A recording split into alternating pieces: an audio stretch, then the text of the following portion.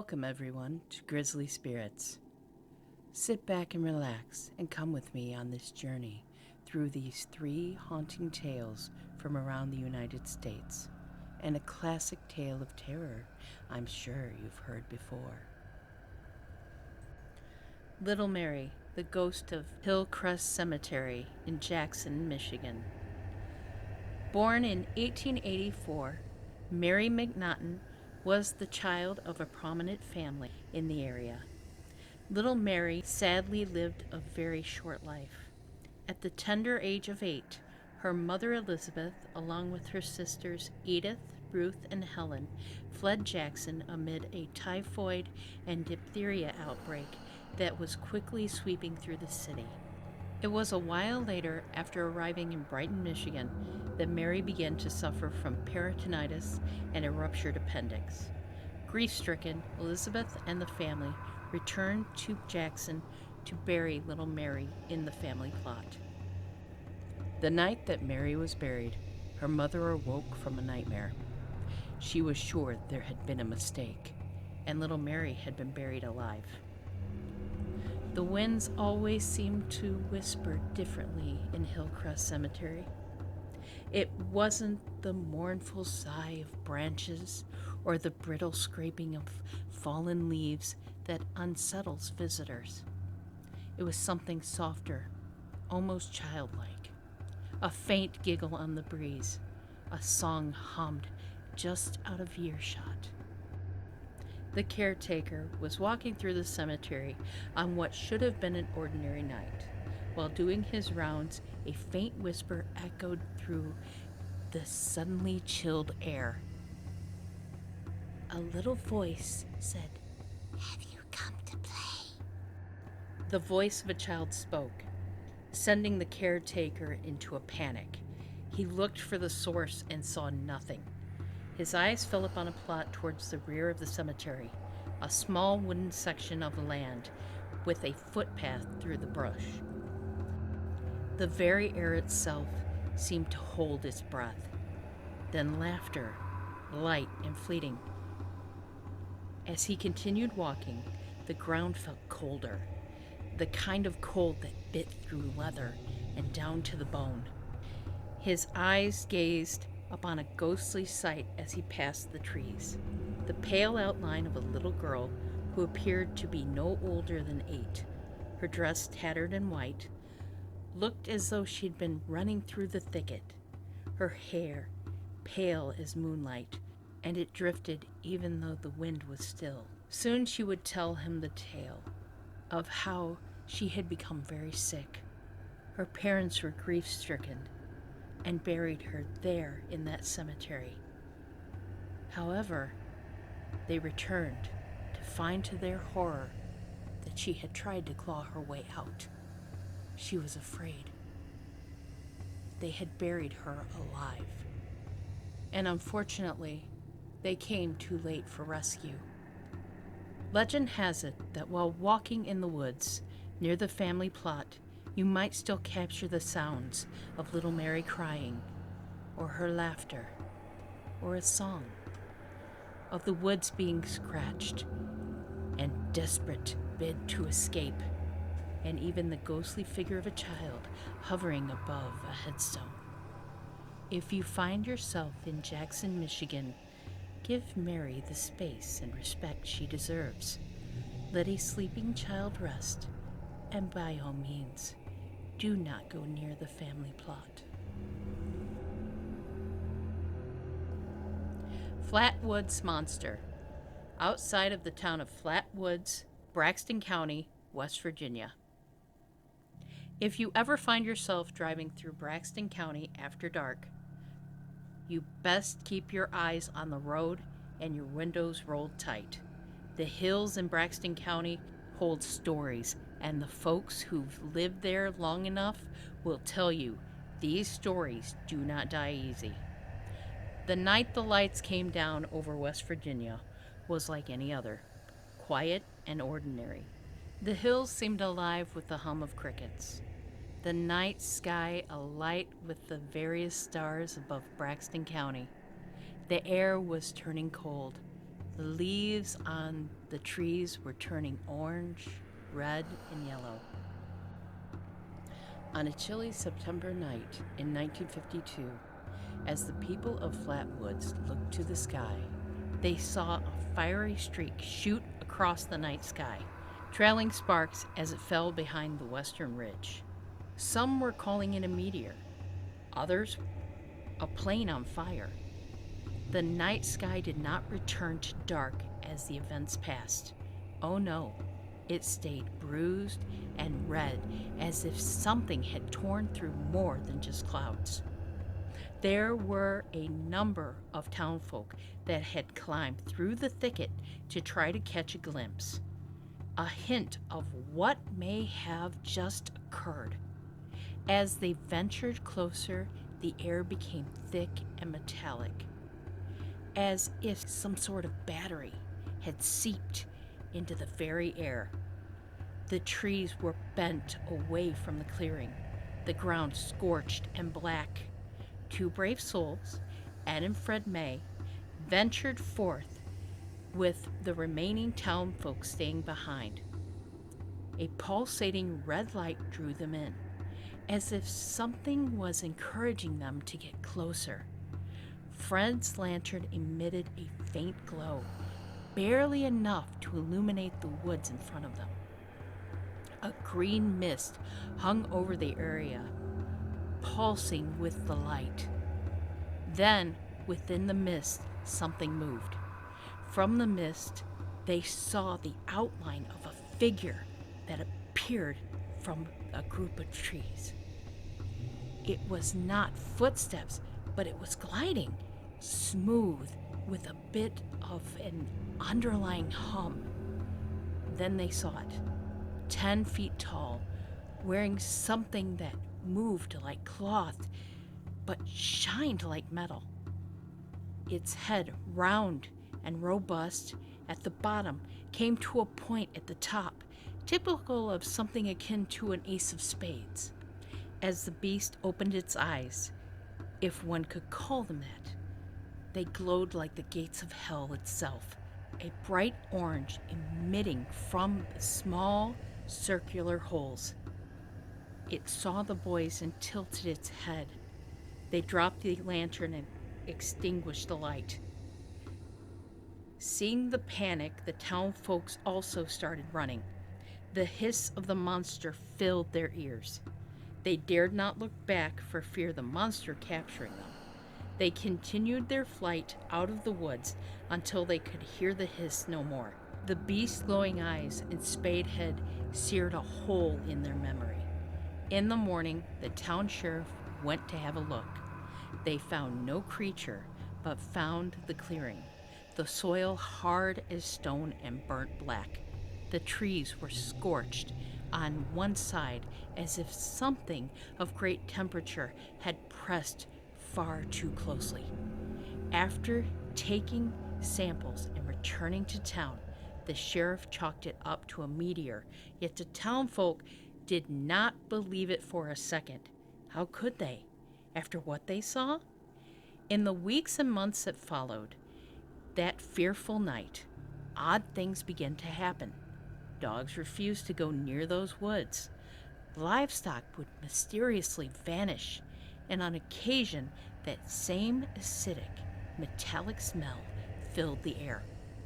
Old folks reckon it was not just a visitor from the stars, but something older. They saw the fireball was not the arrival of a monster, but a wake-up call. A call to something that had been asleep long before people arrived. A call to wake up whatever was already there.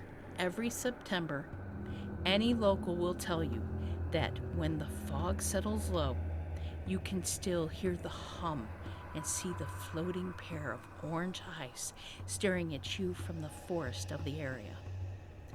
Some will tell you that the Flatwoods monster still lingers, that it is a lost spirit, while others say it came from the stars.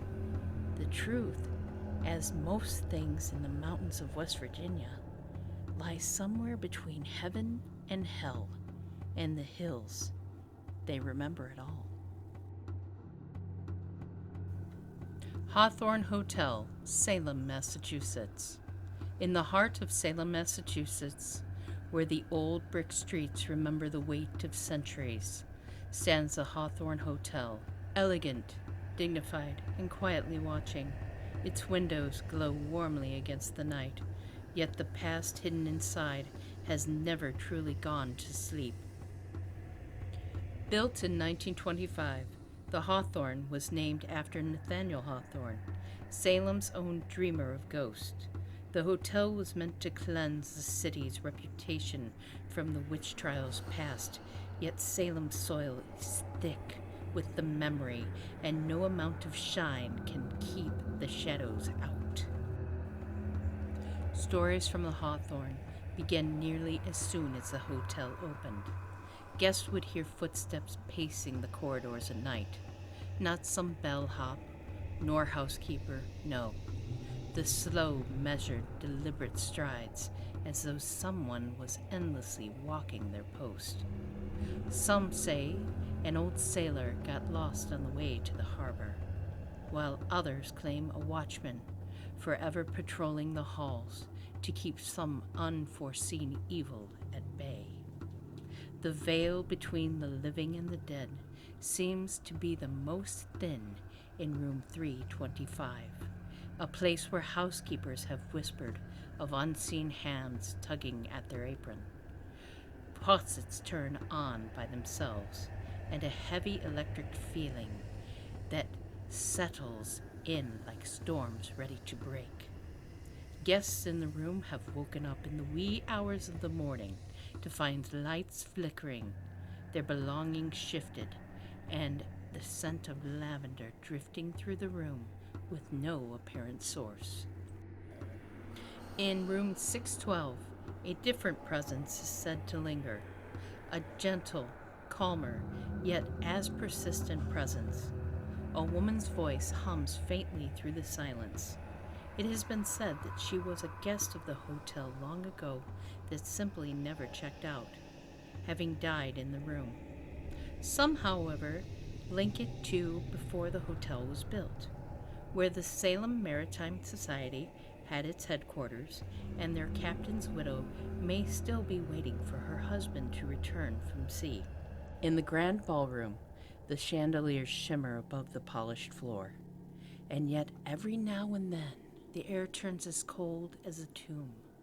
Hotel staff have seen chairs pulled back slightly from the tables, as if for some unseen guest. Then there is the elevator. It will stop at random on the 6th floor with nobody inside.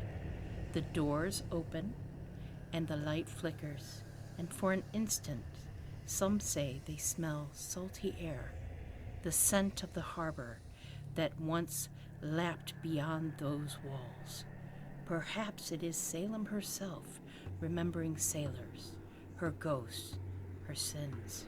For a century, the Hawthorne Hotel has stood at the crossroads between Salem's living and dead, a place where history hums beneath the old wallpaper and the echoes of the old witch city seeps through the cracks.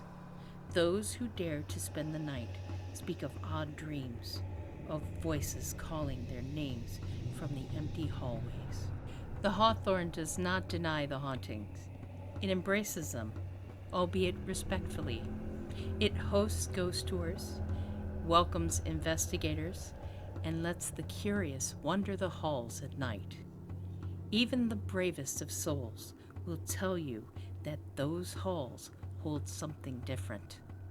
The air grows almost watchful. The mirrors seem to flow and ripple at the edges. In the silence of the empty halls, you can almost hear it. The faint sounds of pages in a book turning, or a whisper carried through the floorboards, as if the past is still trying to tell its story.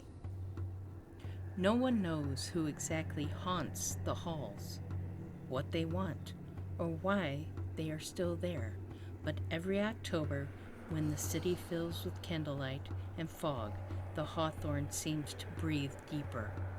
The curtains stir without wind. Old lights hum a bit louder. And for those that listen carefully, the hotel speaks. In the hush of the stairwell, in the creak of the floorboards, and the distant sound of footsteps that never, ever stop.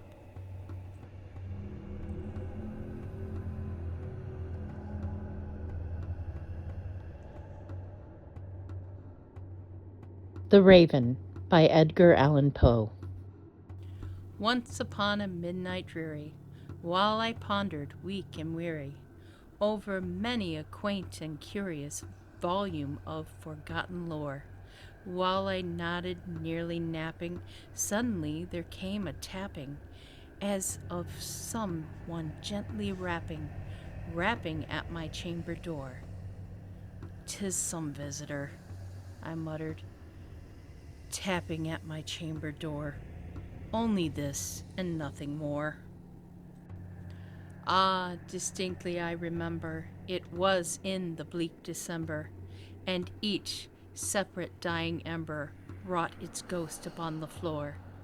Eagerly I wished the morrow, vainly I had sought to borrow from my book surcease of sorrow, sorrow for the lost Lenore, for the rare and radiant maiden whom the angels named Lenore, nameless here forevermore.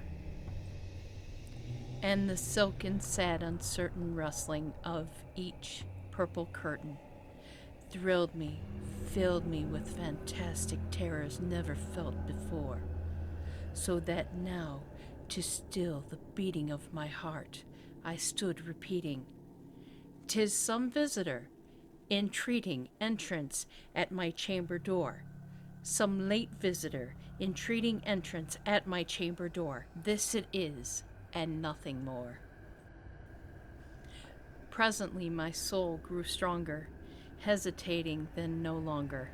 "Sir," said I, "or madam, truly your forgiveness I implore. But the fact is, I was napping, and so gently you came rapping, and so faintly you came tapping at my chamber door, that I scarce was sure I heard you. Here I opened wide the door. Darkness there, and nothing more. Deep into that darkness peering, long I stood there wondering, fearing, doubting, dreaming dreams no mortals ever dared to dream before. But the silence was unbroken, and the stillness gave no token, and the only word there spoken was the whispered word, "Lenore." This I whispered, and an echo murmured back the word, "Lenore." Merely this, and nothing more. Back into the chamber turning, all my soul within me burning, soon again I heard a tapping, something louder than before. "Surely," said I, "surely that is something at my window lattice. Let me see, then, what thereat is, and this mystery explore. Let my heart be still a moment, and this mystery explore. 'Tis the wind, and nothing more." Open here I flung the shutter, when, with many a flirt and flutter, in there stepped a stately raven of the saintly days of yore. Not the least obeisance made he, not a minute stopped or stayed he, but with mien of lord or lady, perched above my chamber door, perched upon a bust of Pallas just above my chamber door, perched and sat, and nothing more. Then this ebony bird beguiling my sad fancy into smiling, by the grave and stern decorum of the countenance it wore. "Though thy crest be shorn and shaven, thou," I said, "art sure no craven? ghastly grim, an ancient raven, wandering from the nightly shore. Tell me what thy lordly name is on the night's Plutonian shore. Quoth the raven, Nevermore. Much I marveled this ungainly fowl to hear discourse so plainly. Through its answers little meaning, little relevancy bore. For we cannot help agreeing that no living human being ever yet was blessed with seeing bird above his chamber door, bird or beast upon the sculptured bust above his chamber door, with such a name as Nevermore. But the raven, sitting lonely on the placid bust, spoke only that one word, as if his soul in that one word he did outpour.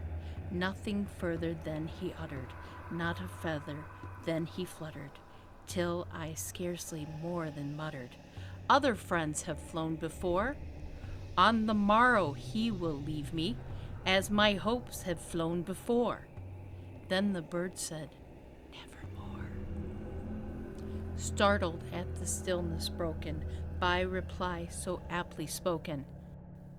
Doubtless, said I, what it utters is its only stock and store, caught from some unhappy master, whom unmerciful disaster followed fast and followed faster, till his songs one burden bore, till the dirges of his hope that melancholy burden bore, of never, nevermore. But the raven still beguiling all my sad soul into smiling, straight I wheeled a cushioned seat in front of bird and bust and door. Then upon the velvet sinking, I betook myself to linking fancy unto fancy, thinking what this ominous bird of yore, what this grim, ungainly, ghastly, gaunt, and ominous bird of yore meant in croaking, Nevermore. This I sat engaged in guessing, but no syllable expressing to the fowl whose fiery eyes now burned into my bosom's core. This and more I sat divining, with my head at ease reclining on the cushioned velvet lining that the lamplight gloated o'er, but whose velvet violet lining with the lamplight gloating o'er she shall press, nevermore. Then methought the air grew denser, perfumed from an unseen censer, swung by seraphim whose footfalls tinkled on the tufted floor. Wretch, I cried, thy God hath lent thee, by these angels he has sent thee. Respite, respite, and nepenthe thee from thy memories of Lenore. Quaff, oh quaff, this kind nepenthe, and forget this lost Lenore. Quoth the raven, Nevermore. Prophet, said I, thing of evil, prophet still, if bird or devil, whether tempter sent, or whether tempest tossed thee here ashore.